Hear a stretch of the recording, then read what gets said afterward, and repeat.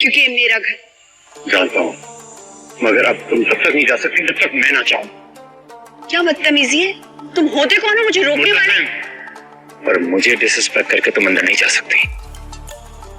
Really?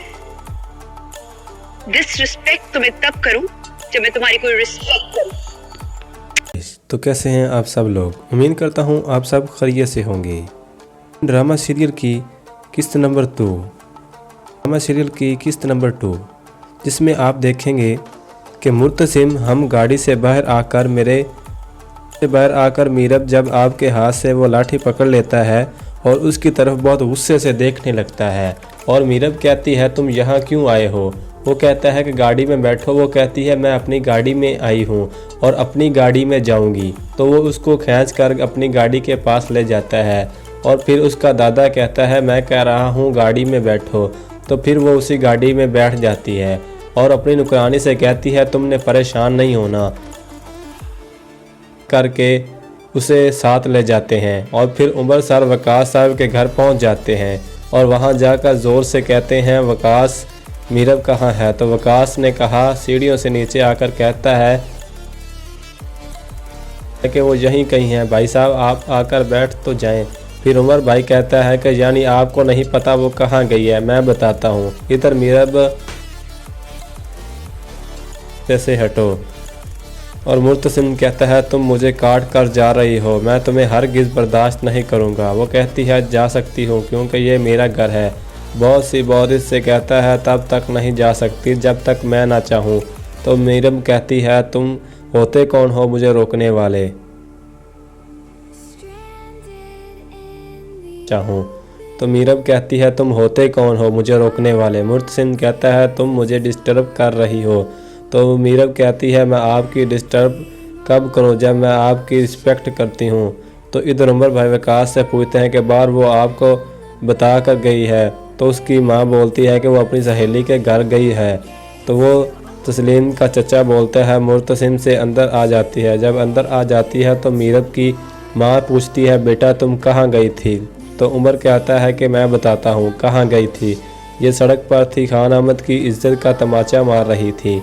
तो मेरा अपना बाबा को कहती है ये कौन लोग होते हैं मुझे रोकने वाले? मुझे तो इसका बाप कहता है मैं तुम्हें कह रहा हूँ अंदर चली जाओ।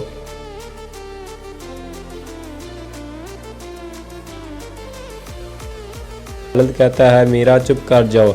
इसे एक थप्पड़ मारने लगता है तो मीरा इस वक्त अंदर चली जाती है और कहती है बाकी बातें अपनी बेगम के सामने होंगी। तो फिर अनवर और वकास दोनों घर पहुंच जाते हैं। तो फिर अपनी वालदा को घर में जाते ही उसे कहते हैं कि वकास को कहो मीरा को लेकर जल्द यहाँ आ जाए, हम अपनी इज्जत को सड़कों पर रोता नहीं देख सकते।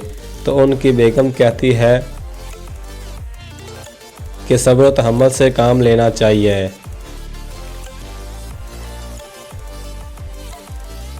लेटा नहीं देख सकते। वकास से कह दे कि इसे बाहर रहना है तो इसे हमारी शर्तों पर अमल करना होगा। अनवर कहता है कि मैं पीछे नहीं हटूंगा, मेरी इज्जत गवारा ही नहीं करती। सब की वालदा कसम से पूछती है कि मुल्क से तुम्हारा क्या फ़ैसला है? मुझसे कहते हैं जो फ़ैसला करोगे वो मानोगे।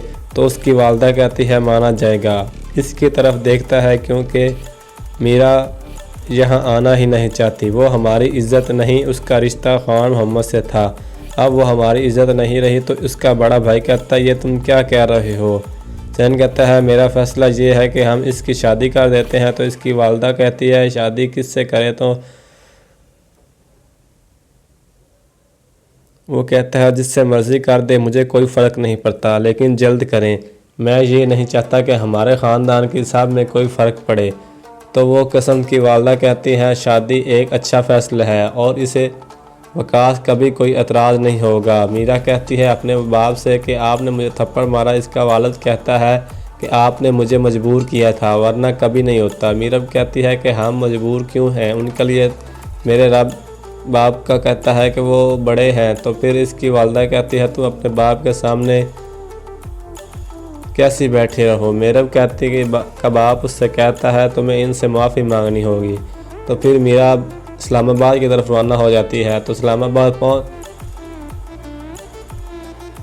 पहुंचकर अनवर के घर जाती है और उससे माफ़ी मांगती है। कहती है तुमसे माफ़ी मांगने के लिए मेरे बाबा ने गला वालिद ने भेजा है, तो वो उसे माफ़ कर देता है। उसके बाद मुझसे कराची लेने आता है। ये अपने दोस्तों के साथ पार्टी पर जाती है। पार्टी पर जाकर घर पूछा जाता है कि निगरानी से पूछा जाता है मीरा घर कहाँ है। वो अपनों दोस्तों के साथ पार्टी पर गई है।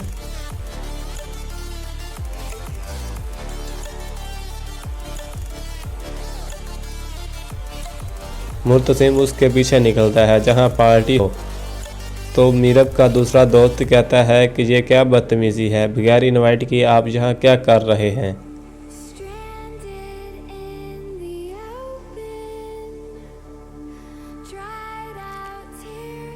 मुर्तसिम मीरब से कहता है कि मैं इसे समझाऊँ कि या तुम। कहता है कज़िन है तो मैं क्या करूँ, इसे चुप करवाओ।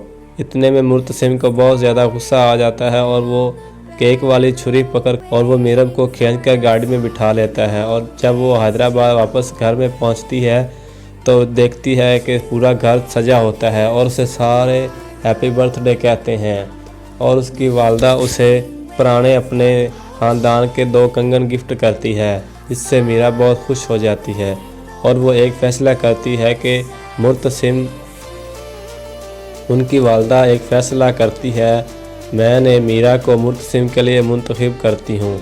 यहाँ पर इस एपिसोड का इख्तिताम हो जाता है। आने वाली एपिसोड तक के लिए खुदा हाफिज़।